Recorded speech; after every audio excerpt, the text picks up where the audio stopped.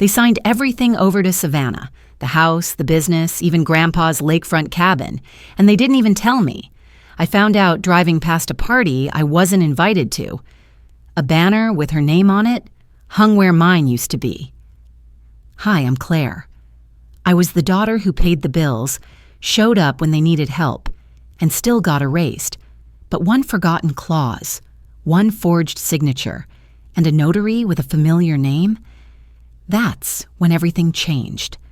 Have you ever felt invisible in your own family? Tell me below, because this story isn't just about inheritance. It's about what we choose to fight for when silence becomes too heavy. I didn't mean to take that turn. I'd been driving on autopilot after a long week, back-to-back inspections in Kannapolis and a dead cell tower that made the GPS laggy. I turned right one street too early, thinking I'd cut through the old neighborhood for nostalgia. But nostalgia hit me harder than I expected. There it was, my parents' front yard. Folded chairs, big silver balloons strung from the porch, and a banner stretched across the garage, celebrating Savannah's 10 years of leadership. Beneath it stood Savannah herself, my sister, hair curled perfectly, in a dress I recognized from her Pinterest board. She was laughing with a group of church friends. A folding table groaned with casseroles and deviled eggs, green bean salad in a glass dish I bought Mom 5 Easters ago. No one looked toward the street. No one expected me. I parked 2 houses down and didn't get out. Just sat, hands on the steering wheel, letting the scene settle like dust.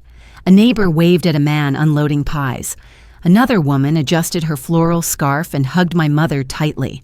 Mom was glowing, her voice rising above the crowd as she passed out monogram napkins and plastic forks. Not one glance in my direction, not one plate set aside for me.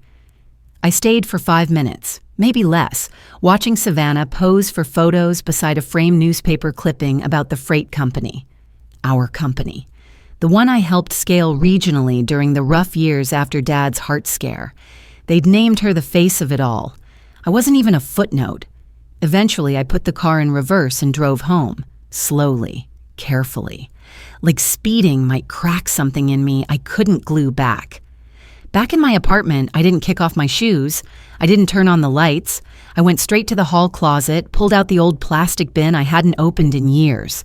It was dusty, the lid fogged from age, the corners taped shut from the last move.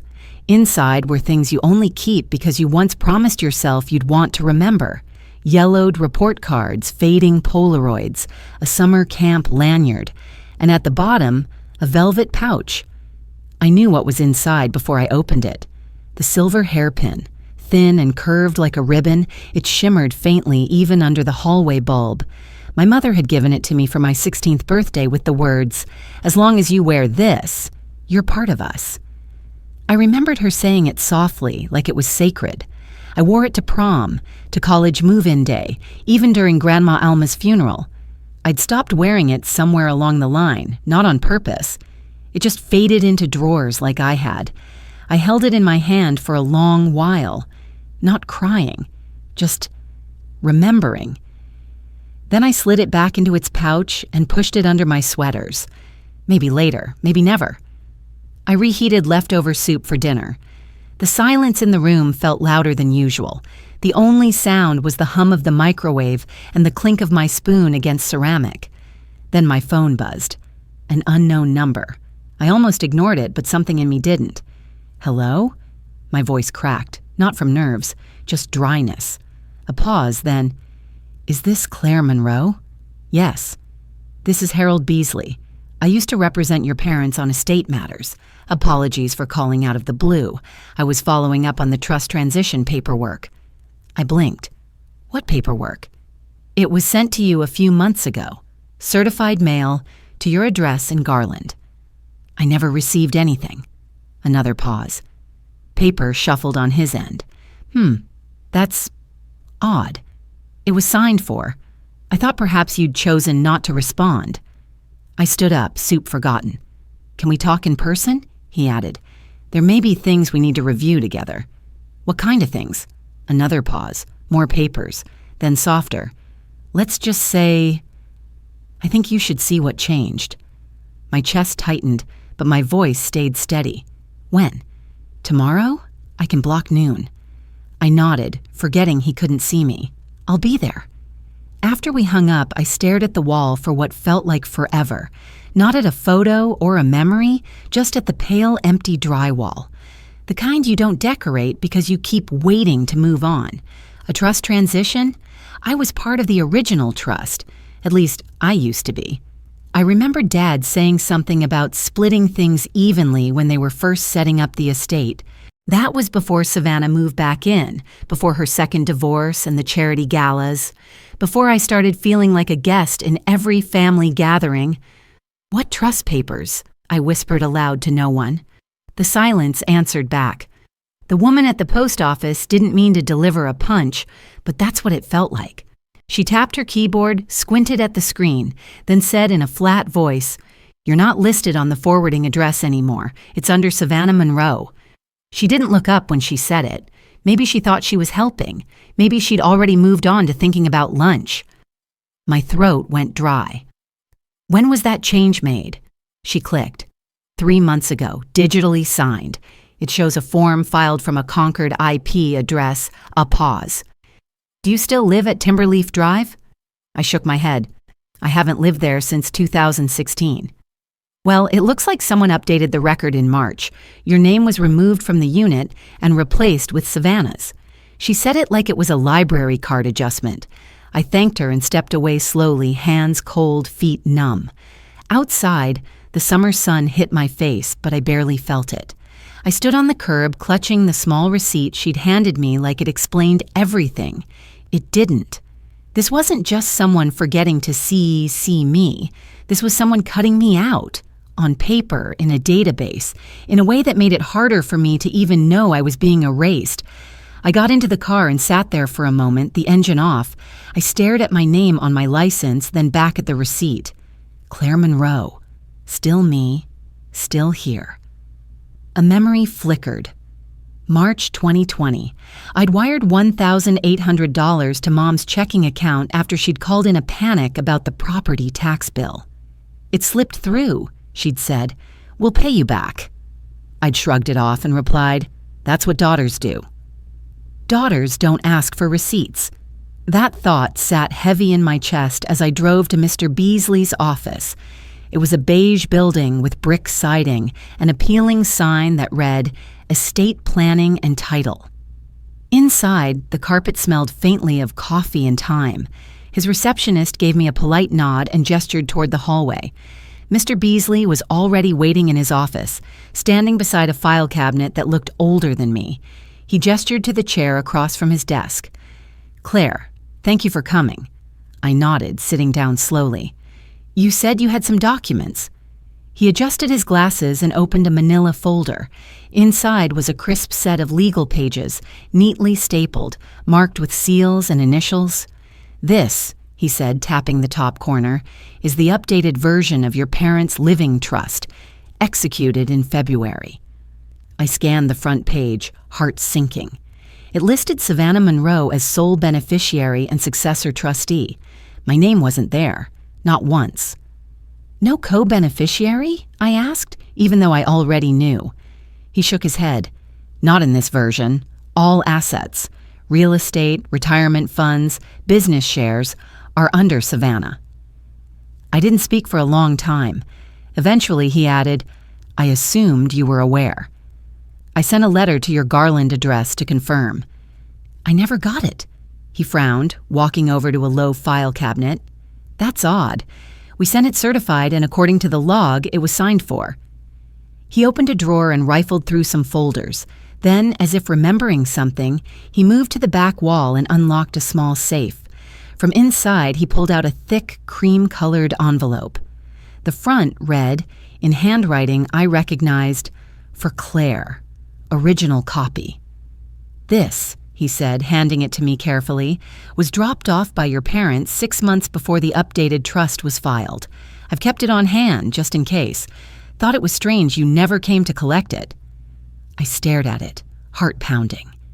Who signed for the mailed version?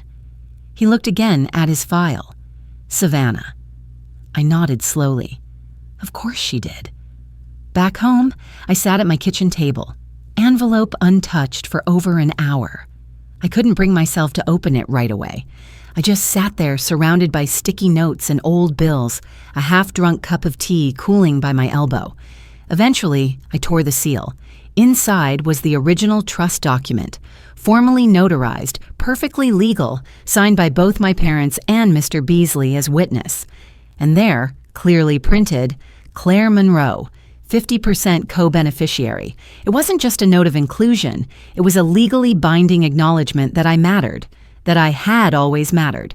I placed it beside the updated version from Mr. Beasley's office and stared at them side by side, one with my name, one without.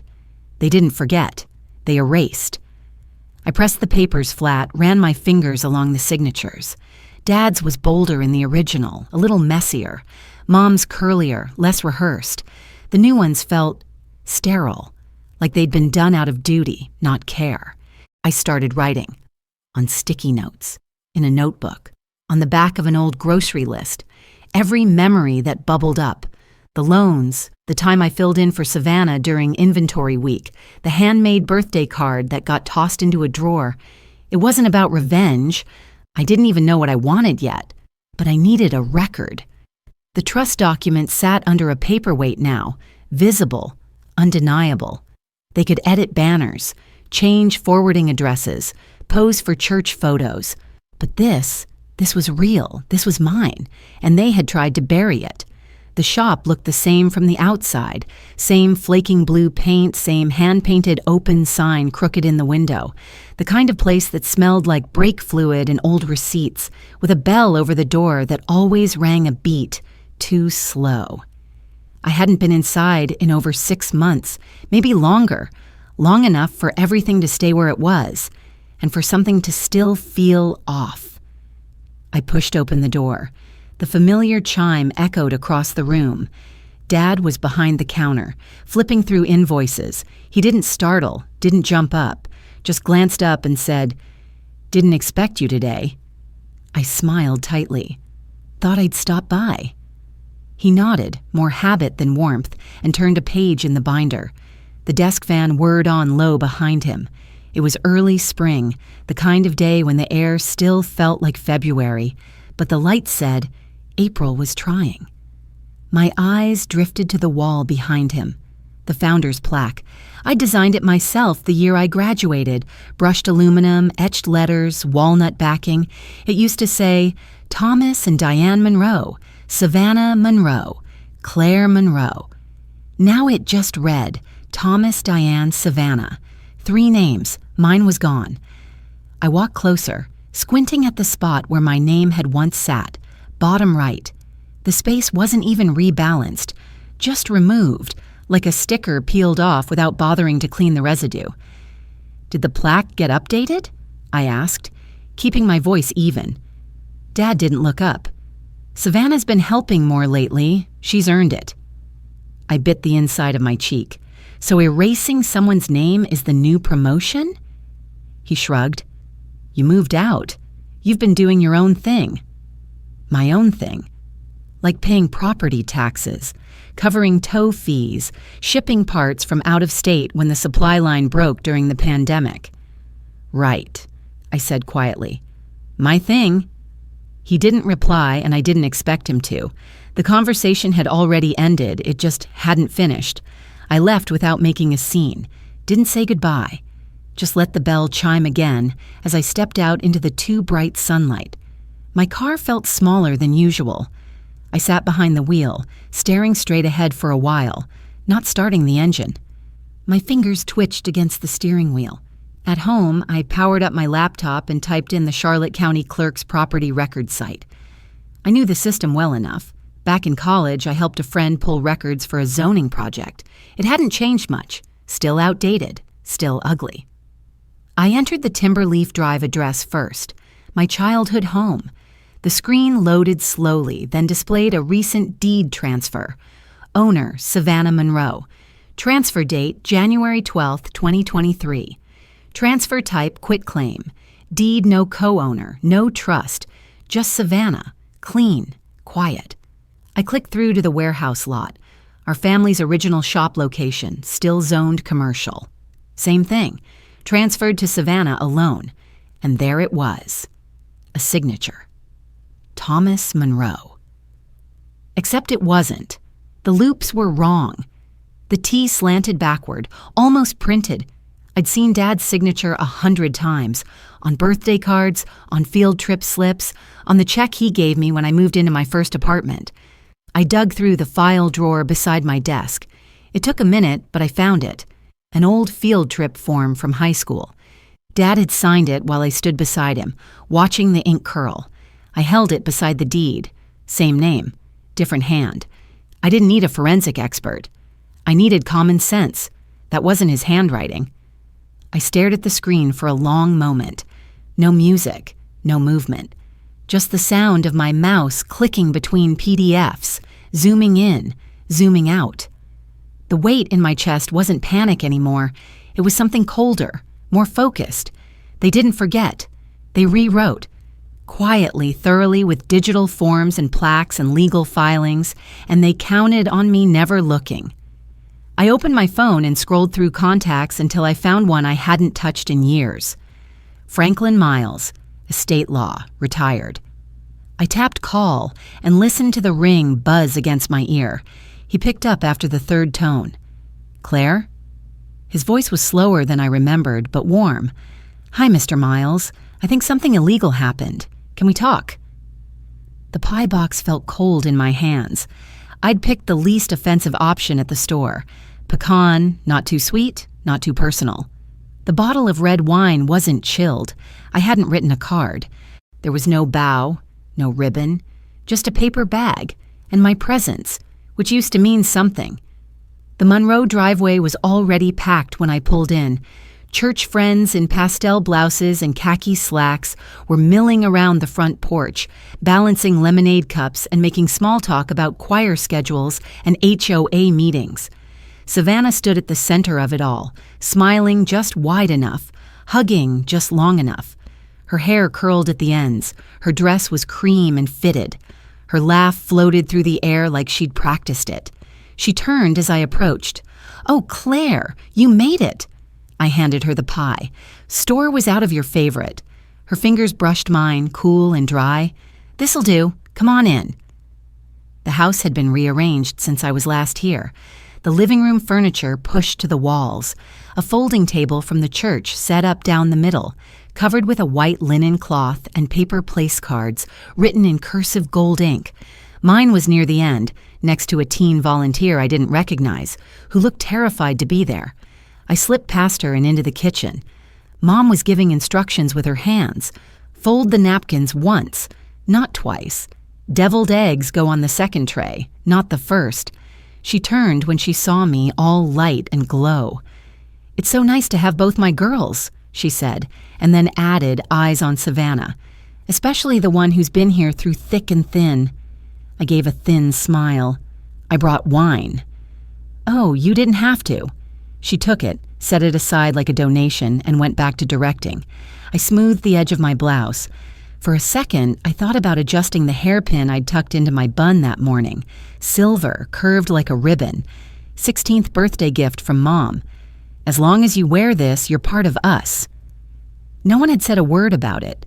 Dinner was served buffet style. Ham, mac and cheese, green bean casserole, 2 types of rolls, and enough iced tea to hydrate a summer camp. I served myself last and took the smallest portion. At the table, conversations swirled about Savannah's new mentorship program, the upcoming Founders Gala, how proud everyone was that someone from the Monroe family was doing the legacy justice. My place card was misspelled. Clary. No one noticed. Or maybe they did and didn't care. Mom stood mid-meal to clink her glass with a fork. "I just want to take a moment," she said, voice a little too loud, smile stretched too far, "to honor the daughter who's carried our legacy through the hard times, the one who stayed when it mattered. Savannah, we are so proud of you." The applause was instant. Plates rattled. Someone whistled. I looked down at my fork.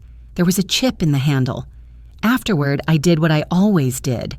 collected plates, scraped leftovers, rinsed serving spoons. The volunteer tried to help, but I waved her off gently. "You're a guest," I said. I wasn't sure what I was. In the hallway bathroom, the same one I'd painted 5 summers ago while Mom was recovering from surgery, I dried my hands and opened the cabinet to grab fresh tissue. Behind a box of expired cold medicine, something white and gold caught my eye. An envelope, thick cardstock, embossed gold lettering. I pulled it out slowly. Founders Gala, honoring Savannah Monroe as the sole family legacy date. Venue, dress code formal, sponsored by Family Trust. I sat on the closed toilet lid and read it twice. 3 times. They weren't even subtle anymore. Back in the hallway, Savannah was speaking with a guest about hors d'oeuvres and chicken versus fish. I passed behind her, said nothing at first. Then, as I reached the front door, I leaned in close, voice low. "Enjoy your last dinner where no one asks real questions." She turned sharply, but I was already walking. At home, I didn't kick off my shoes or unpack my purse. I went straight to the closet and pulled out the old metal box, Grandpa's filing case, the one he used to keep under the bed with tax forms and family deeds. I hadn't opened it since he died. Inside, folders, labeled tabs, dust on the metal edges. I flipped past envelopes until I found a thin packet labeled, "Contingency Clause, Claire Monroe." I read it once, and then again, slower. A clause granting veto power to any beneficiary under age 35, me, over major asset transfers, valid unless formally removed. I stood still in the hallway, the letter trembling in my hands. They didn't just erase me from dinners or pictures. They'd tried to erase my rights. But I hadn't aged out yet, and I was done staying quiet. Dad's signature always slanted to the right, steady, precise, like the way he taught me to hammer a nail without splitting the wood. The loops in the T were tight. The H in Thomas dipped just enough. I used to watch him sign receipts at the shop, wondering if he realized his name looked the same every single time, like a stamp that only time could wear down. But the signature on the quitclaim deed curved left, not slightly, not like a hand aging with arthritis. It curved with the kind of overcorrection you make when you're trying to mimic something you don't quite remember. I printed out 3 samples: Dad's driver's license renewal, the field trip permission slip from my senior year, and a birthday card from 2018 he'd signed, "Love, Dad." Then I placed the deed between them and took the set to Franklin Miles.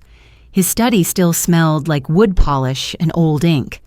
Books lined the shelves, some legal, some just well-loved. He adjusted his glasses slowly, taking each page in silence. "This signature," he said, tapping the deed, "is inconsistent. The slope's wrong. The pressure, too. You think it's forged?" "I can't say that formally," he said. "But I've seen your father sign things since you were in pigtails. This isn't his." I nodded and folded the papers back into my folder. His eyes lingered on me. "Your grandfather," he said softly, "never trusted words. He trusted paper." That line stayed with me the whole drive home. I didn't waste time. I hired a handwriting analyst that evening. Their turnaround was fast, expedited service, extra fee. Within 4 days, I had a digital report in my inbox. Conclusion: the signature on the reference deed differs significantly in angle, spacing, and stroke consistency from verified samples attributed to Thomas Monroe. Probability of forgery: high. I printed the document and added it to the growing pile on my kitchen table. Then I turned to the notary section. The stamp on the deed hadn't meant much at first. Just a circle with a name: Monica Varell, remote notary, state of North Carolina. But when I zoomed in, a chill ran down my spine. Monica Varell, Savannah's college roommate. They'd lived together sophomore year, took that spring break trip to Florida together, the one they joked about for years. Monica had even come to our house once during Thanksgiving. I double-checked the registry on the state notary website. Same name, same license number, still active. I stared at the screen, my fingers still. This wasn't just erasure. This was construction. They weren't forgetting me. They were building something without me, with intentional pieces. I started scanning everything, page by page, the original trust documents, the deed with the forged signature, Savannah's text message, "Don't make this messy. You were never meant to have it anyway." My own bank statements showing the mortgage payments I'd covered. I organized them in a cloud folder and labeled it Estate Integrity Archive. Then I composed an email, subject, Potential Estate Fraud, Seeking Formal Review, to norel.nix@legalresilience.org. Miss Nix, my name is Claire Monroe. I believe I am the rightful co-beneficiary of my family's estate. I have reason to believe that a forged signature was used in a quitclaim deed transferring property without my consent or legal awareness. The notary on record is a personal associate of my sister. Please find attached the trust document, analyst report, and supporting materials. I would be grateful for a brief review and your legal insight. Best, Claire Monroe. I sent it at 8:46 p.m. A minute later, I added the link to the archive just in case. At 12:34 a.m., I got a reply. Subject, Let's talk. Claire, I've reviewed your files. I've seen enough. Let's schedule a petition filing. Norel. I didn't cry. I didn't smile. I sat back and exhaled. The next morning, I woke up before my alarm. My body knew something had shifted, even if my mind was still catching up.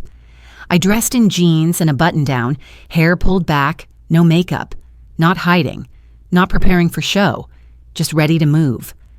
As I poured coffee, my phone buzzed. Voicemail, no name, but I knew the number. I hit play and leaned on the counter. Mom's voice. Claire, sweetheart, we just didn't want to burden you with all the logistics. You've always been, well, more sensitive. We thought Savannah could handle the pressure better. There was a pause, a soft sigh. I hope you understand. I didn't reply. I didn't save it either. I just stood there watching the steam curl from my mug. They hadn't said, I'm sorry. They'd said, you're sensitive. That wasn't an apology. That was a defense. And I was done being on trial for how I felt. I didn't walk in with fire in my chest or fury in my steps. I walked in holding a black case in both hands, steady and zipped. The courtroom smelled like fresh mop water and old paper. Nothing dramatic, just official, just ready. Norel Nix sat beside me, already arranging documents. Her presence filled the room without needing to speak. Across the aisle, Savannah twisted a ring on her finger. Dad stared ahead, hands folded neatly. Mom dabbed at the corner of her mouth with a napkin she didn't need. The judge looked tired but focused. He adjusted his glasses and said, Let's begin. We did. Norel moved with precision, laying out each item like puzzle pieces that had always fit. First, the original trust documents with my name listed clearly as co-beneficiary. Then the handwriting analysis, highlighted, annotated, pointing out the irregular slant in Dad's forged signature. Next, the registry from the Notary Commission. Monica Varell, Savannah's college roommate. The judge raised an eyebrow. And now, Norel said, pressing a small button on her speaker device. An audio recording, verified and time-stamped. Savannah's voice filled the room, a little too loud at first. Let her pay. She just wants to feel needed. That's all she ever wanted. Silence followed. Savannah's head dipped slightly. Dad cleared his throat but said nothing. Mom glanced at her purse, like she might find comfort in the lining. The judge tapped his pen against the bench. Based on this evidence, I am placing an immediate freeze on all Monroe estate transfers. Claire Monroe's veto clause remains valid. Effective today, Claire Monroe is recognized as the sole active beneficiary of the trust. No gasps, no outbursts, just stillness, like something exhaled. Afterward, I didn't go home right away. I drove back to the house on Timberleaf Drive, my old home. No one answered when I knocked, but I knew where the spare key was, still taped behind the loose gutter by the porch light. Inside, everything was where it always was. Couch with the same embroidered pillows. the dent in the hallway where Savannah slammed a suitcase once. I moved quietly, not touching anything until I reached the bookshelf in the corner.